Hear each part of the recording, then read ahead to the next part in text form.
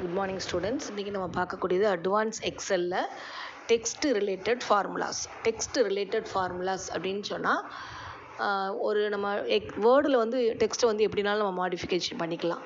But எக்ஸலில் வந்து நம்ம type பண்ணுறோம் அப்படின்னா மேக்ஸிமம் மேத்தமெட்டிக்ஸ் ரிலேட்டட் இன்ஃபர்மேஷன் தான் நம்ம அதிகமாக யூஸ் பண்ணிகிட்டு இருப்போம்.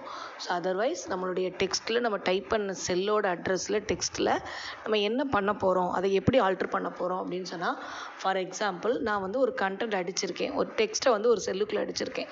எனக்கு அதில் ஒரு பர்டிகுலர் லெட்டர், ஒரு டைமில் இருக்கக்கூடிய பர்டிகுலர் பிளேஸில் இருக்கக்கூடிய லெட்டர் என்னன்னு எனக்கு தெரியணும் அப்படின்னு சொன்னால் அதுக்கு நம்ம என்ன பண்ணிக்கலாம், லெஃப்ட்டு, ரைட்டு, மிடில் அப்படிங்கிற மாதிரி இருக்கக்கூடிய ஆப்ஷனை யூஸ் பண்ணி அந்த கண்டென்ட்டில் இருக்கக்கூடிய லெட்டருடைய ஸ்பேஸை வச்சு நம்மளால் என்ன செய்ய முடியும், அது எந்த லெட்டருங்கிறத நம்மளால் ஃபைண்ட் அவுட் பண்ண முடியும். அதே மாதிரி உள்ளே இருக்கக்கூடிய total character of the text எவ்வளோங்கிறது நம்மளால் ஃபைண்ட் அவுட் பண்ண முடியும். ட்ரிம் பண்ணிக்கலாம், அதாவது அன்னெசரி ஸ்பேஸ் இருந்துச்சு, பிட்வீன் தி டெக்ஸ்ட் இருந்துச்சு அப்படின்னு சொன்னால், பிட்வீன் தி வேர்ட்ஸ் இருந்துச்சுன்னு சொன்னால் it will be trim the unnecessary space. And அதே மாதிரி கேசஸ் வந்து அப்பர் கேஸாகவோ லோயர் கேஸாகவோ இருக்கக்கூடிய கண்டென்ட்டை நம்மளால் மாடிஃபிகேஷன்ஸ் பண்ணிக்க முடியும்.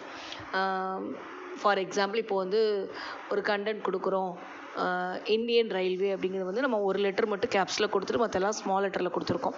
ஸோ லோயர் கேஸில் கொடுத்ததை எனக்கு அப்பர் கேஸில் மாற்றணும், நம்ம என்ன செய்வோம், திரும்ப டெக்ஸ்ட்டை ஃபுல்லாக டெலீட் பண்ணிவிட்டு நம்ம அகைன் என்ன பண்ணலாம், அதை உட்காந்து கேப்ஸ் லாக் ஆன் பண்ணி கீபோர்டில் கேப்ஸ் லாக் ஆன் பண்ணி நம்ம யூஸ் பண்ணுவோம்.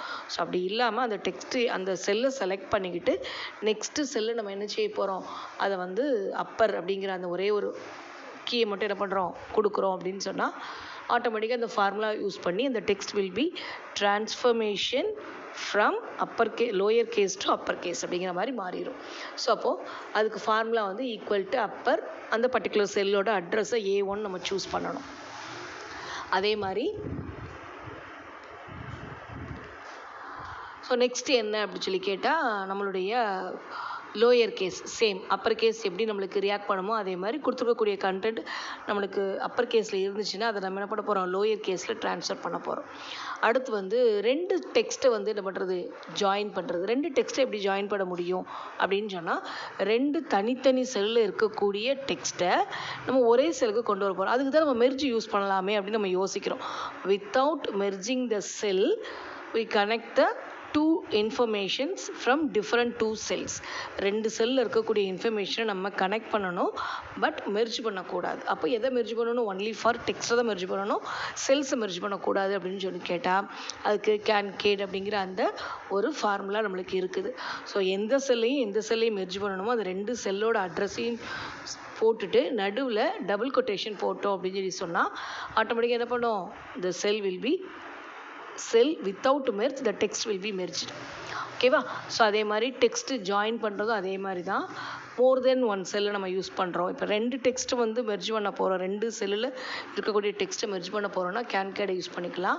மோர் தென் டெக்ஸ்ட்டை நம்ம யூஸ் பண்ணணும், செல்லில் இருக்கக்கூடிய கண்டென்ட்டை யூஸ் பண்ணணும்னா டெக்ஸ்ட் ஜாயின் அப்படிங்கிற மாதிரி ஒரு ஆப்ஷன்ஸ் இருக்குது, அதை நம்ம யூஸ் பண்ணிக்கலாம்.